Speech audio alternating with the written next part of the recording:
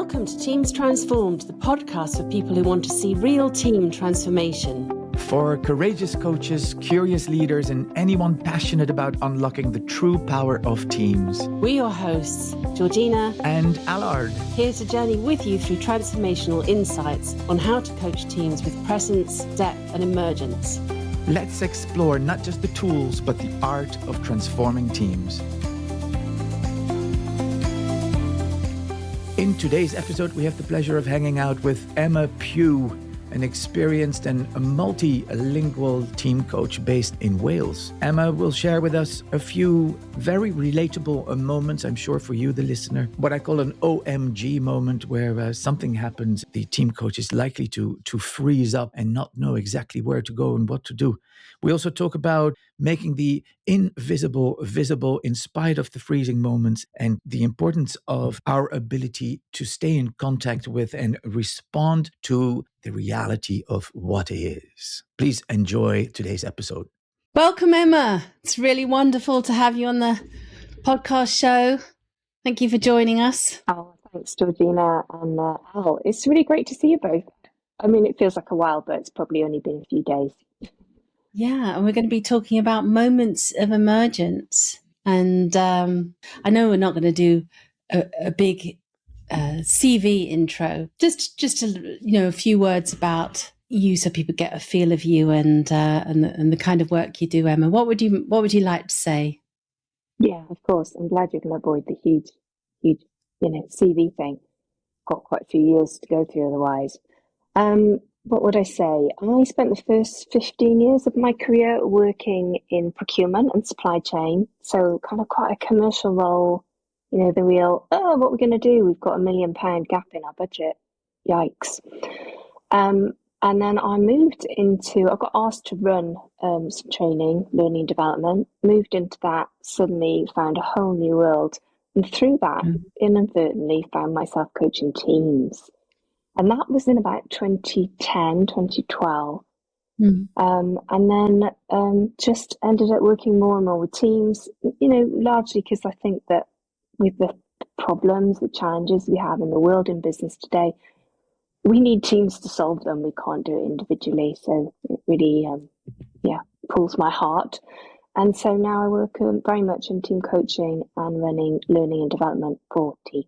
Wonderful, thank you. And I know you're also a yoga teacher. And I'm just curious, Emma, do you combine those or are they separate? Yeah, yes, I always forget to mention that, and I don't know why. I have taught yoga in some of these sessions. Yeah, it's been a lot of fun, actually.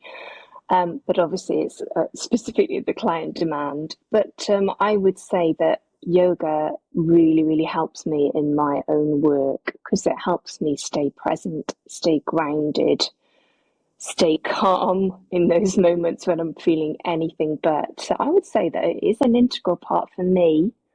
And I certainly sometimes share, breathing exercises if we need to kind of help ourselves self-regulate. So yeah, I guess it does support it very much. Yeah. Wonderful. Thank you. And so this is part of a series that we started doing on, we've, like Georgina just said, we've called it Moments of Emergence. And it's been a pleasure, having conversations with practitioners like yourself, Emma, where we kind of hone in on specific moments, things that stand out in your memory of moments of team coaching where something happened that maybe wasn't planned, but that all of a sudden became really figural and relevant and important, and how you decided at that time to work with that, to flow with that, and turn it into a learning experience for the team that you were working with. So, in that context of moments of emergence, is there a particular moment that stands out for you, or maybe more than one? Yeah, there's quite a few actually, Al. And I was listening to the podcast episode that you did with Emily and Seb, and actually right. As I was driving along, listening to that recently, and it kind of brought to light more. It was really helpful, actually. It really helped me think, what would be most useful to share. And I guess that I've kind of, perhaps slightly more unconsciously than consciously, when I first started, worked with teams for a long time. And since doing my diploma with you both, I've realised that I did work in a much more of an emergent way than I'd even realised. You might remember, Al, when I first spoke to you about coming on the diploma, I was kind of like, but I don't really know many models and frameworks. And you just laughed and you said, that's all right, Emma, I think you'll be okay. So that in itself was, straight away a bit of a light bulb moment. But there were two in particular that I thought might be most helpful to share. One, which was a bit of a car crash, because that's often where we learn the most, isn't it? Kind of, wow. I like to talk, I like a story, and I was literally lost for words, which is quite rare for me. And the other one where, it kind of, things went quite differently, and it was much more conscious in terms of my choice of what to do next, working obviously very much with the team. So I don't know if we'll have time to share both. We might do, but I thought they might be the most helpful. Yeah, and it was, I was trying to remember when it was, but I caught COVID. I caught COVID during that session. It's the first time I got COVID, and I was really quite ill, so I'll always remember when it was. And it was a big team. Gosh, that thing where you think, oh, I do it quite differently now, I think. But it was a team of 14 people, and I was on my own. That in itself was a huge lesson, to try and hold the space for 14 on my own. Now I wouldn't do that again, absolutely not. We all came together, people had flown in from different places. The team was very much a virtual team. Did the usual, right, we have to build a container, we have to build some safety, and that went quite well.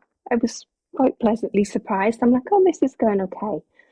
And then I decided to share a few models to prepare for an exercise where we could really start to hear each other a lot better, because clearly there wasn't a lot of listening happening because the tensions were so high and the energy in the room didn't feel great. So I thought, well, I'm going to share these first of all, again, to create a bit more safety so that we can move to what eventually was going to be the more challenging area.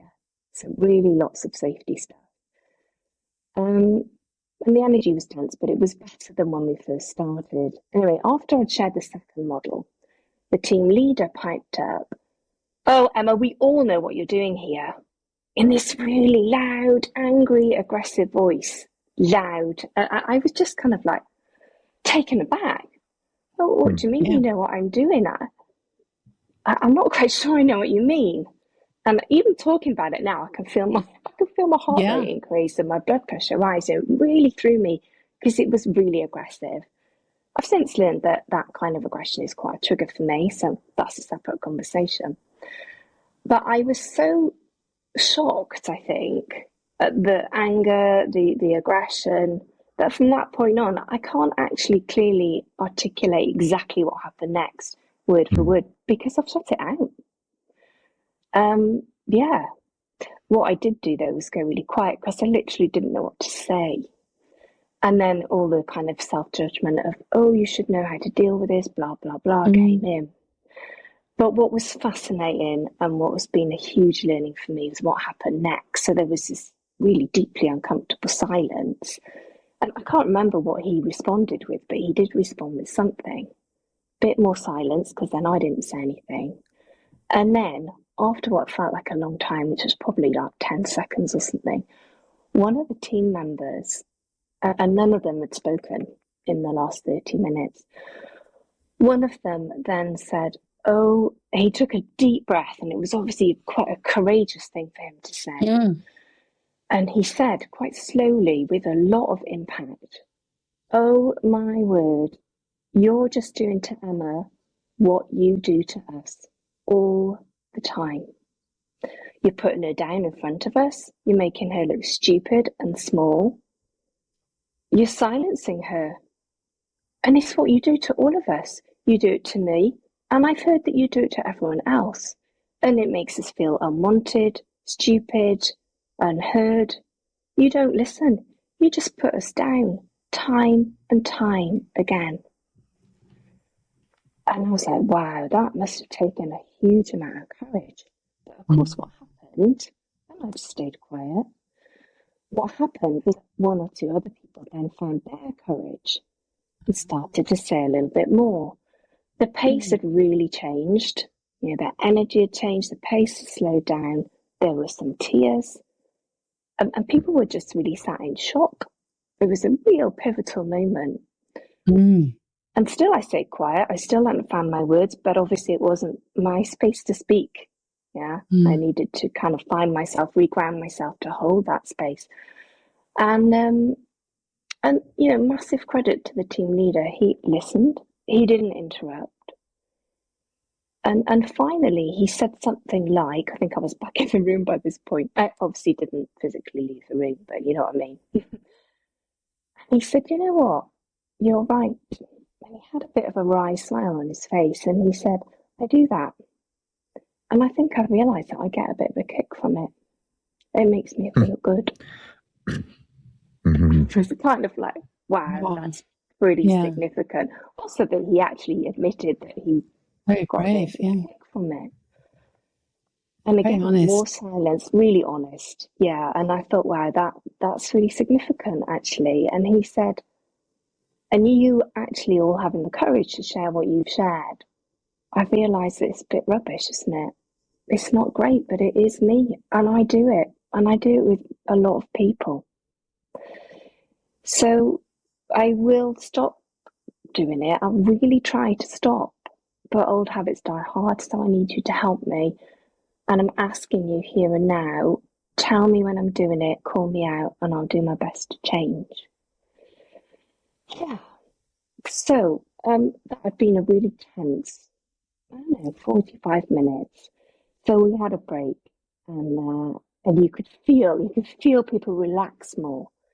And then we came back together. I think I probably said something like, where do you want to go from here? What do you want to do with this? And so it continued, and it was a really moving piece of work with them. And I think, I had my suspicions. I thought, I don't know if this is going to hold. I have seen it before. I've worked with the team before where similar patterns had taken place. I'm not sure it's going to hold, but I kept in touch with them, and I found out that 6 months later they were doing fantastically well. 12 months later they were doing really well, and sure enough they implemented the new IT solution. And it just hasn't ever left me now. It was a really significant one for me. Yeah, and understandably so. Yeah, an outburst like that, it's so easy to experiment it and interpret it as a threat, right? It's so human to interpret it. And you go into this fight or flight kind of state, or freeze.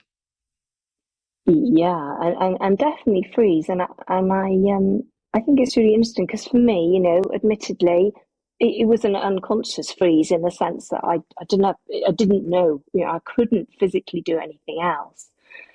I'd like to think next time it might be more conscious. I might be calmer and less flawed, so to speak. But I think when I think about what did I learn from it, what did I take away, it was that sense that, yes, as always, as we know time and time again, minimal viable structure, some framework, creating conditions, and that bit, I'd put in place. But obviously, when trust is so broken, that can often take a number of sessions, as we all know, and then get out of the way.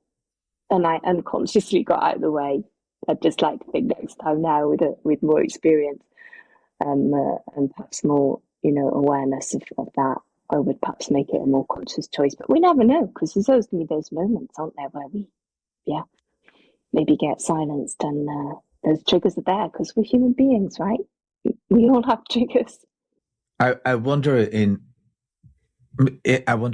retrospect if that other team member hadn't, bravely spoken up and turned it into such an incredible learning experience for the whole team. Suppose it was a he, right? Suppose he had not said anything, and it would have just been this uncomfortable kind of awkward silence. What comes to mind? What else? What might you have done, or what would you have done in retrospect? Any ideas? Or Yeah, that's a really great question, Al. I think in retrospect, it was such a pivotal moment, and for sure, it was clear that the person who did intervene was like he was rescuing me. It was a real rescue. He couldn't bear to see someone being so targeted, and yet he hadn't done that previously, before I joined them. But I think in retrospect, there's always that thing where the easy option is just to move on. But it was way too significant, I think. Now I might think, oh, is this a pattern? But I think I'd invite them perhaps in pairs or in threes, in a smaller group, in a safer way, to have a conversation with each other about what they just witnessed. I think I might do something like that. Yeah. What would you and Georgina do? What would you do, Al? I'd like to give some really intelligent and well thought out and experienced kind of answer, but I think even today, I think if this happened to me tomorrow, I would still be taken aback. And of course, the first thing that would go through my mind is, roll with the punches. It's not an attack. It's not a threat. It's data. There's something happening in this team, and this is the way it's being expressed right now, but still very difficult. So I wish I could say I wouldn't take it personally. I think there would be that like almost biological instinctive reaction of, this is aimed at me and it doesn't feel right. But then maybe I would have, I'd like to think that I would have then named it and said, ouch, that really, when you said that really, that hurt. And I feel singled out, and I wonder how it makes other people in the room feel. But that's from the comfort of my desk kind of answer. And Georgina, what comes up for you when you? Listening to you, I'm thinking, at a meta level, I think our role is to make the invisible visible, and sometimes we do that by being the one who names. Sometimes someone else in the team will name. And in a way, that might be even stronger. Every situation is different, and the feel of every team and what the vibe is like is different. But it seems to me that happened, and we have choices. So one is to let it play out and see if it's a pattern. Depends on how many days or how much time I've got with the team to trust if it's a pattern, it'll come back. Another is to use the moment, as you said, Al, with ouch, that was, I felt that was quite strong. And another would be to explore it and slow things down in that moment and say, and contract around it. I want to explore what just happened there. Because it seems like it was quite a moment. Certainly I felt something. What did others here notice? So it's that slowing it down, holding the moment, holding containing that moment, almost sort of ring fencing it, so that we don't move on. What you said, Emma, the most common thing perhaps in a facilitation might be to go, okay, that was uncomfortable. Let's move on to the next thing. Or let's bring something that might entertain them better or get this back on track. Yeah. I would be finding some way of saying, let's keep the spotlight on this because this is a precious moment, and normalizing it. I might even go to the leader and go, I felt quite attacked there. What's happening for you that it came out that way? I imagine there's something going on for you, because it could be from their own sense of vulnerability or something that behavior comes from, the trigger behind it. Yeah. Various possibilities, sure. But how do we peel away the layers of the onion, make it safe to get it named and work with, and keep the spotlight on it is what comes to mind for me. Yeah. I think it's really interesting when I think back to what, how it happened for me, is that sense that we need to know how it makes us feel in order to articulate, ouch, or, Yeah. oh, that hurt. And I think I'd lost my presence so much that I kind of literally didn't know how I felt. And that's the only time that's ever happened to me. Yes. But it was quite, it was kind of like quite an unnerving experience because I Yes. didn't, yeah. So it was really, really good. I'd like to think now it wouldn't happen again, but we never know, right? Yeah. We never know. I mean, each one is different. But yeah, yeah.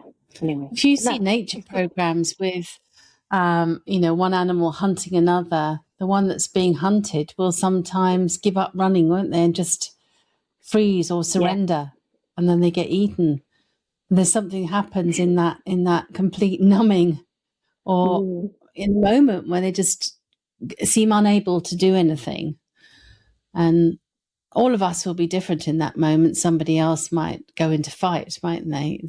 It's so the work on ourselves is knowing our own patterns. And you really, I found anyway, I only really get a sense of what might happen to me and where I may need to do some more growing up, some more inner work on myself when these things happen, because you couldn't have gone into that session expecting that would happen. Yeah, It's for the sure. gift of the moment, albeit uncomfortable.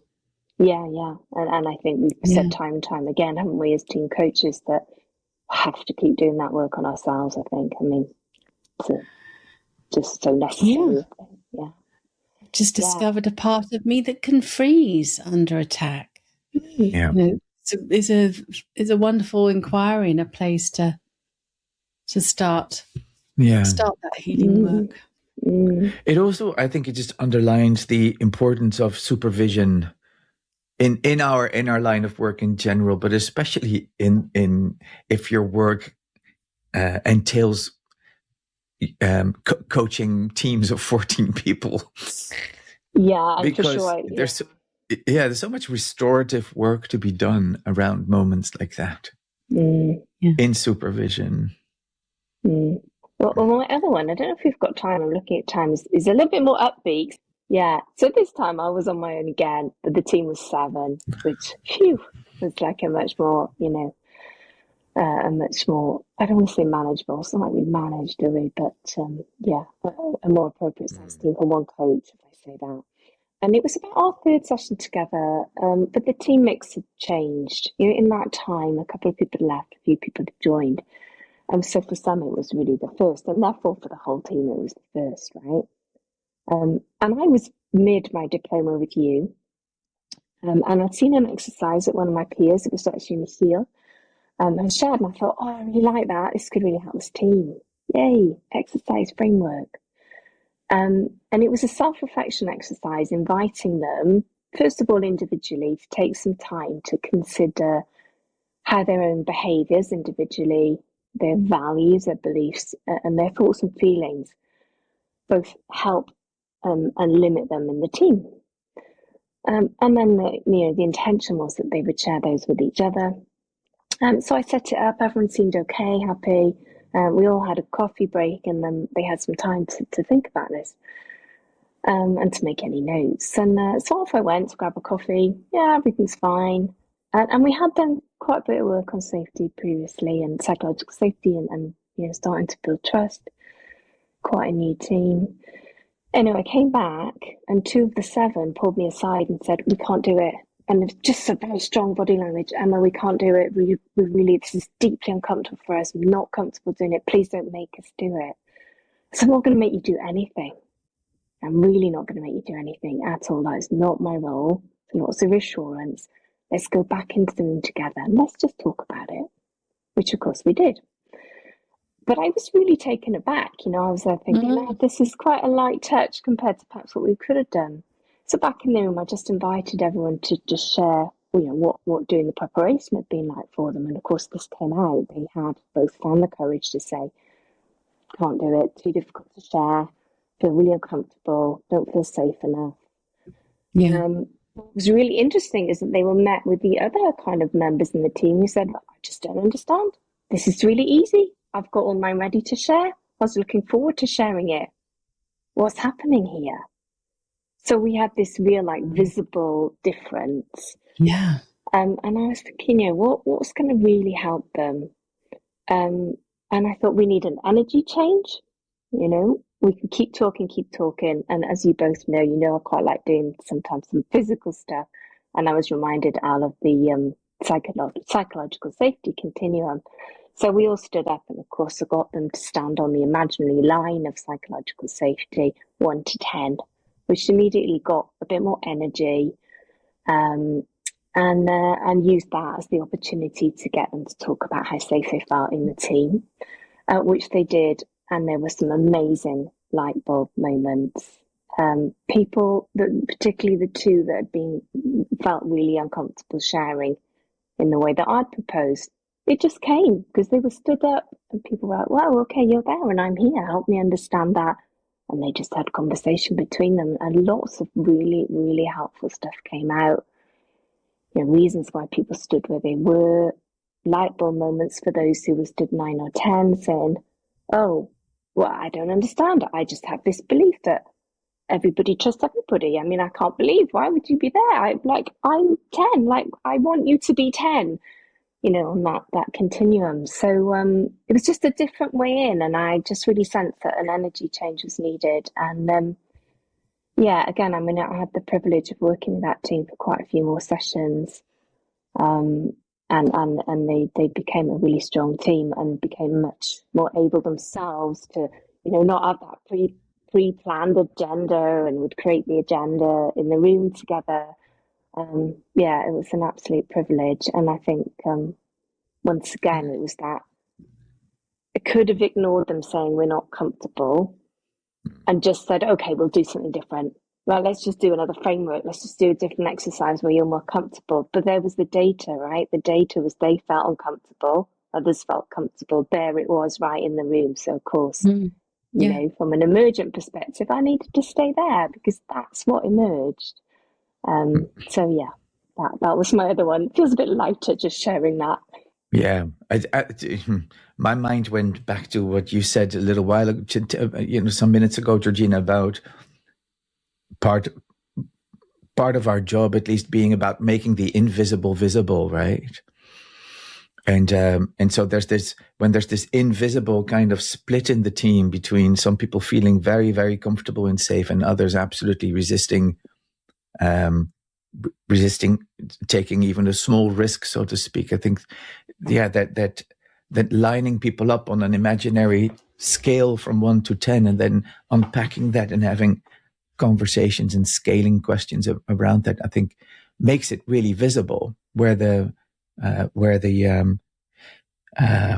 differences may lie. And and I would also feel drawn in moments like that of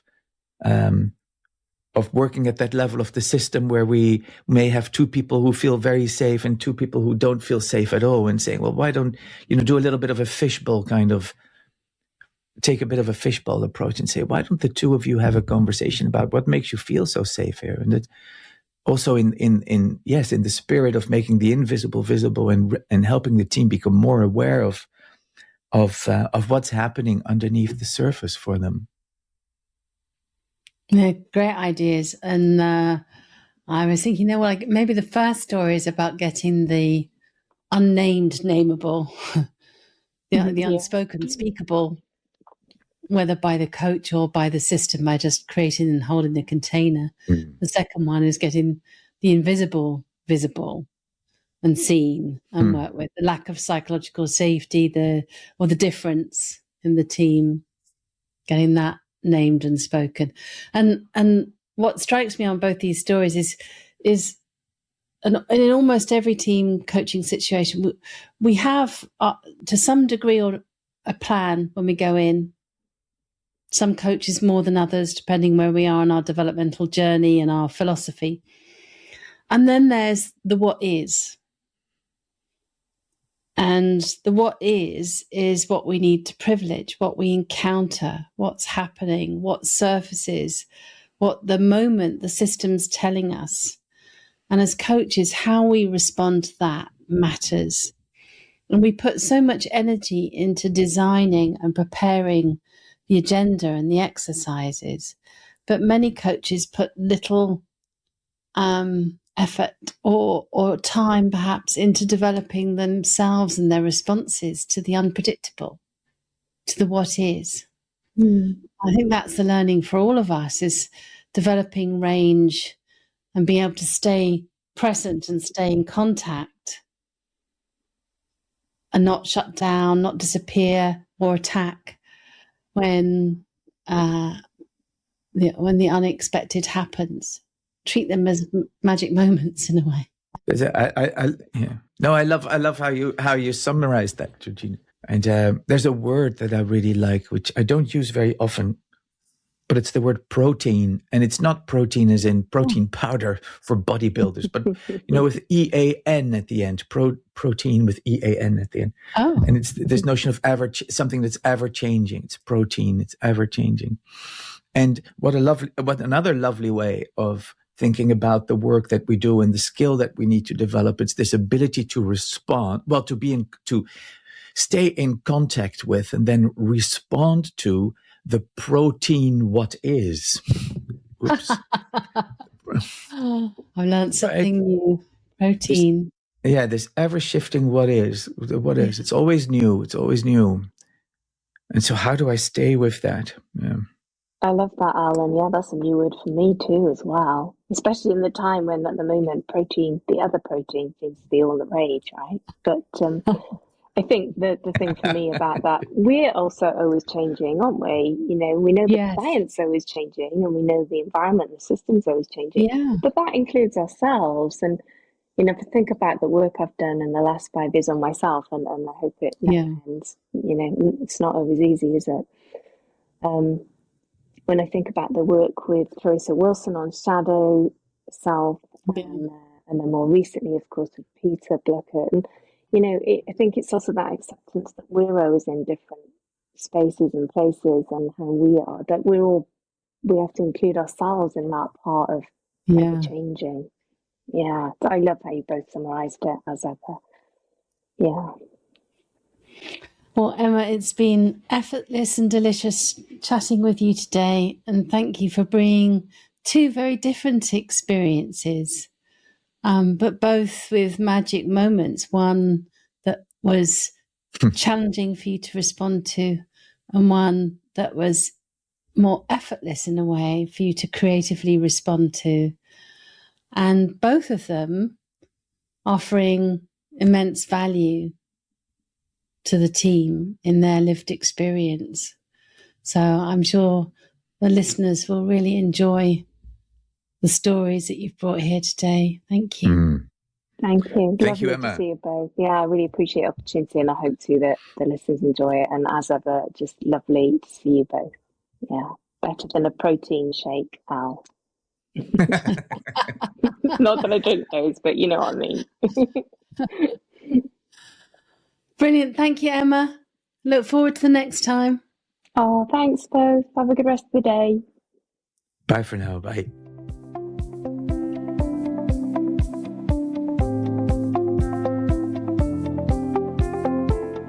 Thanks for joining today's journey of Teams Transformed.